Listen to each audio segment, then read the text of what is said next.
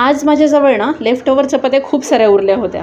मग काय, जेव्हा जेव्हा असं होतं ना तेव्हा आमच्याजवळ ना फक्त चिवडाच बनतो. आता मला ना ह्या चपात्या ना मस्त असं तूप लावून ना चहासोबत खायला खूप आवडतात, पण मला चिवडाच बनवावा लागतो. त्याचं कारण असं की मग शैलेशला पण नाश्ता होऊन जातो आणि डबल काय हजामत करायची गरज पडत नाही.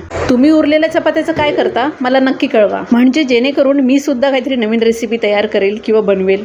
आणि ह्या चिवड्याला ना सेम कांदा पोह्यासारखीच प्रोसेस आहे. पण तुम्हाला सांगू का, हे चपात्या ना आपण हाताने तोडल्या ना की इतके काही चवदार लागत नाही, पण त्या मिक्सरला लावल्या ना की थोड्याशा बारीक होतात आणि चांगली टेस्ट पण येते आणि चांगला मसाला त्याला व्यवस्थित लागतो. पण आज मी हाताने तोडल्यात. त्याचं कारण असं की योहान झोपलेला आहे आणि मिक्सर फिरू शकत नाही, कारण मिक्सर फिरवलं तर आमचे महाशे उठून बसतील, म्हणून मला हातानेच चपातीचे तुकडे करावे लागले. आता इथे एका साईडला चिवडा बनतोय, तोपर्यंत मी साईडला चहा पण ठेवून घेतली आणि मग नंतर मस्त नाश्ता करायला बसलो आम्ही. मस्त गरमागरमच खाल्लं तरच छान वाटतो हा चिवडा. मग इथे नाश्ता वगैरे करून झाला आणि मग टिफिनची तयारी केली. तर टिफिनसाठी मी वालाचे ब्रेडच बनवते.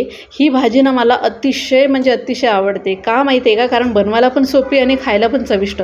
आणि ह्या भाजीमध्ये ना जेव्हा शेवग्याच्या शेंगा असतात ना तर ते अजून खायला अप्रतिम लागतात. तर तुम्ही कधी तुमच्याजवळ असतील ना तर तुम्ही कधी ॲड करा आणि अशी भाजी बनवून खा. चपातीसोबत खा, भातासोबत खा, म्हणजे ही भाजी तुम्हाला कशासोबत पण तुम्ही खाऊ शकतात.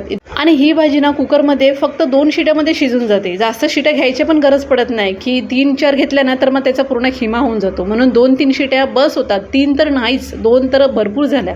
आणि मग एका साईडला पटापट चपात्या पण करून घेतल्या मी. आणि ह्या वालाच्या भिरड्यामध्ये ना बटाटा टाकायचा असेल तर टाकू शकता, शेंगा टाकू शकतात किंवा वांगं पण टाकू शकता.